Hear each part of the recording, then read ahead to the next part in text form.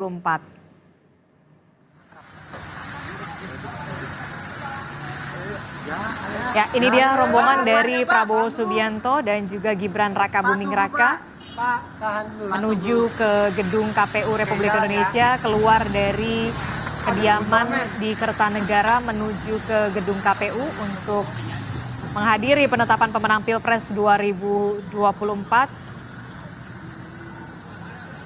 Juru kamera kami mengikuti rombongan dari Prabowo Gibran menuju ke gedung KPU. Sementara untuk di gedung KPU ini memang sudah ramai sekali. Ketua umum partai politik khususnya koalisi Prabowo Gibran ini memang sudah hadir. Tadi juga ada Ketua Umum Partai Demokrat Agus Harimurti Yudhoyono, kemudian juga tadi ada Ketua Umum Partai Golkar Erlangga Hartarto.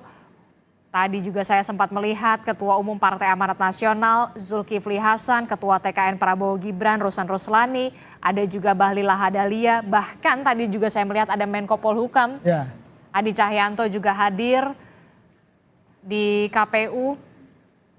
Dan memang menurut jadwal pada pukul 10 pagi ini akan ada penetapan pemenang Pilpres 2024 di gedung KPU. Tadi kita melihat juga ada Mendagri. Ya, Pak Tito ya. Tito Karnavian juga memang sudah hadir di KPU. Ramai sekali tampaknya, kompak menggunakan kemeja putih. Pak Tito menggunakan seragam.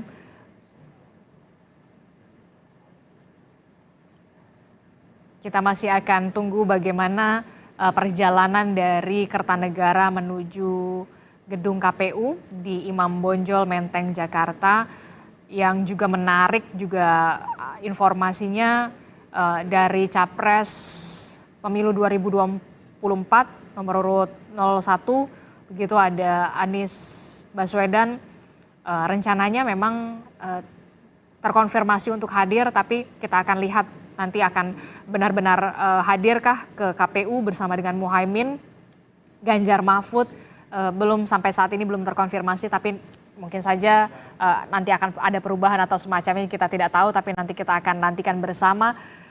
Termasuk juga ini yang saya juga nantikan adalah bagaimana mengakhiri polemik Pilpres ini, ya kan? Tadi sesuai dengan Gibran di Solo mengatakan kita rangkul semuanya, apalagi 01 dan juga 03 juga sudah mengucapkan selamat, termasuk juga partai mana yang kemudian akan disambangi begitu atau dikunjungi untuk bersilaturahmi, siapa partai pertama, itulah yang kemudian juga membuat kita penasaran pastinya yang untuk diajak bergabung. Tapi tadi Kang Ujang mengatakan demokrasi yang sehat tetap harus ada pengawasan di luar pemerintahan. Jangan sampai seperti apa ya, orkestra seirama dan sekata begitu ya kan. Nanti rakyat ditinggalkan, itu jangan sampai itu. Jadi elitnya enak, rakyat ditinggalkan. Nah, itu tanda-tanda bahwa tidak ada oposisi yang kuat itu. Dan dimanapun di negara demokrasi manapun butuh keseimbangan. Misalkan di Amerika pun ya walaupun mereka dua partai kuat ya gitu ya. Kalau Demokratnya berkuasa ya Republiknya sangat keras mengkritisi. Begitu juga sebaliknya. Nah di kita walaupun multi partainya besar ya, kalau ada yang berkuasa, katakanlah koalisi yang berkuasa, maka ada juga koalisi yang lain juga yang harus mengingatkan. Kan hidup ini kan sederhana Mbak Disti ya. Butuh keseimbangan. Ada perempuan, ada laki-laki, siang malam, ya baik buruk gitu ya, semua termasuk dalam konteks pemerintahan. Ada yang di sana, ada yang di sini, ada yang di dalam, ada yang di luar, ada yang memerintah, ada yang juga menjadi oposisi. Nah inilah sebenarnya Tuhan ciptakan ini semua sebagai bagian untuk mengingatkan kita semua bahwa ya kalau sesuatu kehidupan ini termasuk kehidupan demokrasi, kehidupan bernegara akan untuk sehat atau ingin sehat, makanya keseimbangan terus ada. Nggak boleh juga bandulnya misalkan kekuasaan terlalu kuat, tadi akan otoriter, akan abuse of power, akan korup, pasti dijamin. Dan itu yang memang harus dicegah. Harus dicegah, ya jangan sampai gini, pencegahan, pengawasan atau controlling itu jangan sampai dari masyarakat. Tapi diambil oleh partai politik gitu ya. Partai politik yang memang kuat dan tangguh tadi untuk menjadi oposisi. Itu penting. Karena kalau partai politiknya tidak mau ada yang jadi oposisi, kan lucu. Mestinya akhirnya diambil oleh rakyat, oleh akademisi, oleh civil society. Itu kan sesuatu yang tidak bagus. Begitu. Anda melihat PKS dan PD Perjuangan nantinya akan berada di luar pemerintahan, walaupun memang kalau kita lihat PKS dan PDIP ini punya ideologi yang berbeda. Ya, memang tidak ketemu dalam konteks politik nasional, tapi jangan lupa di pilkada ketemu. Oke. Jadi saya melihat walaupun ideologinya berbeda, satu nasionalis, satu Islam, kepentingannya juga berbeda. Tapi kalau kepentingannya sama untuk ke depan, saya meyakini akan ketemu juga. Jadi ya jangan-jangan lebih kuat begitu ya, ketika mereka bersama. Iya, karena jangan-jangan kalau lebih sama lebih galak dua-duanya untuk mengontrol pemerintahan Prabowo Gibran. Bisa jadi, dan itu mungkin kita butuhkan. Tadi kita ini membutuhkan pemerintahan yang kuat. Artinya koalisi pemerintahan Prabowo Gibran harus kuat. Tapi di saat yang sama kita membutuhkan oposisi yang kuat dan tangguh.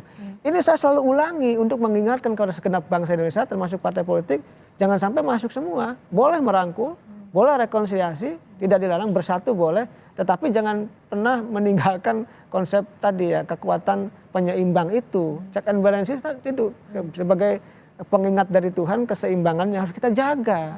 Itu penting, Mbak Disti.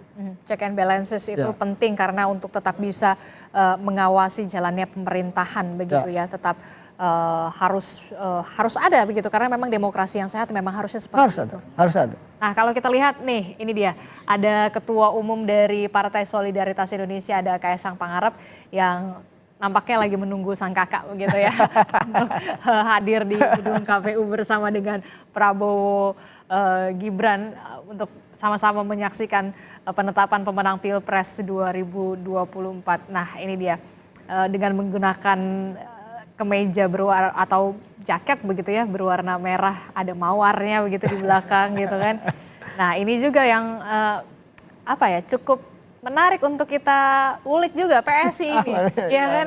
Gimana Anda melihatnya? Yang gimana? Apanya? Sisi mananya nih? Nah, ini kan udah pasti kan, apakah nanti juga akan ada jatah menteri begitu kepada PSI? Ya, kalau kita lihat dari... Jangan-jangan Kaisang masuk juga nih ke jajaran menteri? Jangan-jangan. Kalau dulu kan begini, kalau Pak Jokowi ya, kalau Pak Jokowi partai kecil, partai non-parlemen, tidak jadi. Ya kan? Nah, ini kan partai non-parlemen kan? Nah, jangan-jangan memang di pemerintahan ke depan non-parlemen akan jadi. Karena begini, Yusril juga kan saya dengar PBB juga dapat. Oh ya? Saya dengar saya benar atau tidaknya, dapat 2 bahkan. Saya tidak tahu. Karena makanya Yusril pandai dari awal berkoalisi, dari awal mendukung gitu loh. Ya itu sebagai sebagian strategi. Karena, apalagi ketua tim hukumnya. Tapi di zaman Pak Jokowi yang lalu, ketua tim Pak Jokowi juga, tapi tidak dapat juga. Ya kan? Karena tidak dapat menteri, maka yang dikasih sekjennya jadi wamen. Tapi saya melihat di dalam pemilihan Prabowo Gibran ini kelihatannya partai yang non parlemen pun, karena koalisinya sejak awal gitu ya mendukung sebagai basis kekuatan pendukung Prabowo juga, kelihatannya ada juga mendapat kursi. Yang non parlemen pun mungkin PBB, saya dengar Gelora juga mendengar dapat, ya mungkin PSI pun dapat. Saya melihatnya seperti itu sih. Satu-satu dapat lah ya. Kelihatan sih dapat lah.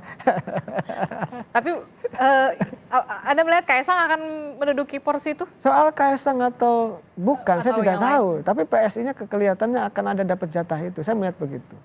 Itu. Tapi ya apapun itu ya tergantung dari Prabowo Gibran itu sendiri ya, yang menentukan, yang punya hak prerogatif untuk menentukan siapa yang akan dipilihnya, baik dalam partai politik pendukungnya maupun pengusungnya maupun dari kalangan profesional. Tetapi kita juga punya catatan dong gitu ya, bahwa sebagai anak bangsa, sebagai kritikus, sebagai media, untuk yang mengingatkan kepada mereka, cari dong yang bersih, cari dong yang bagus, cari dong yang berintegritas, yang mampu bekerja. Yang mampu bekerja, kan semua ada ukurannya, ada indikatornya, ada parameternya. Jadi tidak hanya sekedar populer saja di media sosial. Tidak bisa begitu. Bangsa ini dibangun berbasiskan pada keahlian dong, bukan berbasiskan kepada hal-hal lain. Jadi kalau mereka menterinya ahli ya berintegritas, apalagi Pak Prabowo mengatakan bahwa nanti pemerintahnya tidak akan korupsi kan. Ya. Cari dong, ya betul kan. Jadi menteri-menterinya nanti jangan ada yang terindikasi. Kalau dulu kan periode Jokowi pertama ditandai oleh KPK tuh. Oh, udah ada. Ya, padahal belum tentu juga benar gitu. Yang periode kedua enggak, di-los-los aja yang terindikasi korupsi itu banyak. Bahkan menteri-menteri yang sekarang terindikasi korupsi aman-aman aja tuh. Ya, artinya ke depan kalau ingin memperbaiki bangsa, kan musuh berat bangsa ini salah satunya korupsi. Oleh karena itu ya tadi Prabowo Gibran punya kewajiban untuk menuntaskan janji kampanye dalam konteks pemberantasan korupsi. Karena sudah tahu penyakitnya itu. Ya tolong dirubah dong. Dari masa ke masa, dari presiden ke presiden belum mampu ya meningkatkan indeks persepsi korupsi yang baik, yang melonjak gitu. Nah inilah sebenarnya momentum Prabowo Gibran untuk bisa melakukan itu.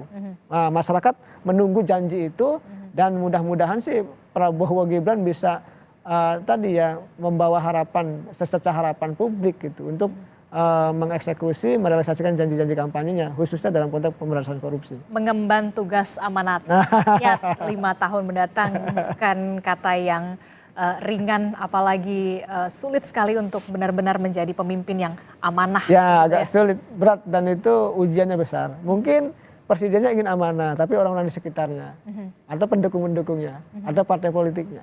Nah kita ini ada dalam sebuah sistem yang mohon maaf sudah rusak. Oleh karena itu menatanya agak berat. Kita ada dua, ada sistem, ada orang gitu. Sistemnya baik, orangnya nggak baik juga nggak bisa. Iya, jadi dua-duanya harus baik. Nah, kenapa kalau saya mengikuti teorinya Bourdieu, Mbak? Kenapa kita pasca reformasi nggak pernah berubah? Ya, nggak ada yang berubah, lihat dari reformasi. Korupsinya makin tinggi, kerusakan moralnya luar biasa. Kita akui lah, termasuk kita juga banyak kesalahan. Kenapa tidak berubah 98 sampai sekarang? Bahkan cenderung akan setback gitu ya. Padahal kan reformasi. Ya, gitu kan? karena mentalitasnya tidak ada yang berubah, habitusnya tidak ada yang berubah. Dulu zaman Orde Baru, kalau boleh kita katakan dan kita sama-sama paham gitu ya, korupsi di belakang meja kayak gini. Sekarang kan dengan meja-mejanya. Pak Mahfud MD mengatakan bahwa sebagai Menko Polhukam, korupsi tengok kanan tengok kiri atas bawah semua korupsi. Dan itu diakui iya. Tidak ada perubahan. Oleh karena itu ini momentum perubahan ya sebenarnya yang harus dibangun oleh Prabowo Gibran ke depan dengan janji berangkat dari janji-janji kampanye itu. Dan kita tunggu itu semua gitu. Demi Indonesia yang lebih baik. PR-nya adalah bagaimana bisa benar-benar memberantas korupsi yang ada di Indonesia supaya benar-benar bersih begitu ya. Sama seperti kemeja yang Prabowo Gibran pakai gitu ya, putih, seputih itu. Kita berharapnya seperti itu ya. Mudah-mudahan kita harus optimis dan kita percayakan, makanya kalau nanti bisa atau tidaknya kita kritisi bersama begitu. Oke, dari pantauan udara visual drone yang kita terima dari pilot drone Kompas TV, tampaknya ini rombongan dari Prabowo Subianto dan juga Gibran Rakabuming Raka ini sudah tiba di gedung KPU. Ya, 10 menit jelang penetapan pemenang Pilpres 2024. Ini dia rombongan dari Prabowo Gibran sudah tiba di gedung KPU Republik Indonesia. Mobilnya pun putih. Ya, mobilnya pun putih. Gitu. Mudah-mudahan hatinya juga putih, Pak. Ya, kita berharap ya. Kan apalagi begini, Presiden Joko Widodo sudah menyebut bahwa memang akan mendukung proses transisi kepemerintahan yang baru.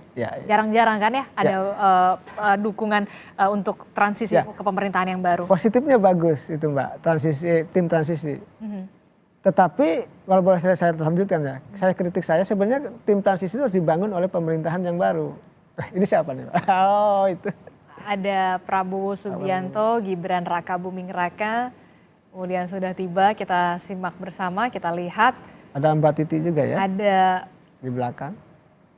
Bu Titi juga, Titi Soeharto juga sudah hadir, kemudian dengan sang anak begitu ya, anak dari Prabowo Subianto juga sudah hadir. Kita tampaknya akan ada pernyataan dari Prabowo Subianto dan juga Gibran Rakabuming Raka, kita coba simak bagaimana pernyataannya berikut ini.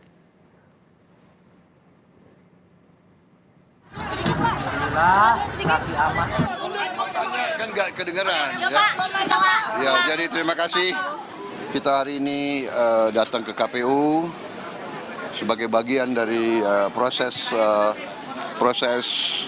yang kita jalankan bersama, ya, proses pemilihan presiden, dan kita sudah ikuti semua prosesnya. Hari ini kita menerima ketetapan dari KPU dan selanjutnya kita akan mulai bekerja keras mempersiapkan diri.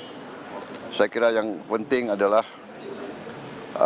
sekarang kewajiban kita semua sebagai apalagi unsur pimpinan politik, kewajiban kita adalah untuk bekerja sama. Rakyat berharap dan menuntut semua pimpinan politik untuk bekerja sama, bekerja untuk rakyat. Saya kira itu dari saya sementara ya. Terima kasih ya. Jadi ketemu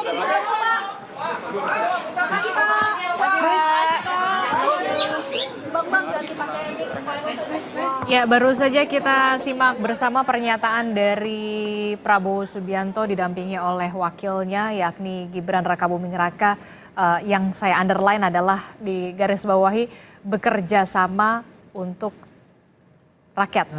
Itu dia. Apa yang Anda baca dari pernyataan Prabowo? Ya, kalau kita bicara bekerja sama artinya Prabowo Gibran harus kompak.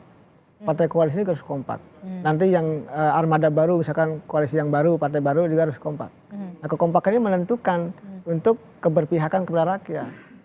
Nah, rakyat ini memang begini Mbak, masa sih negara yang katanya kaya, kita ini tidur di atas emas, tidur di atas batu bara, tidur di atas nikel.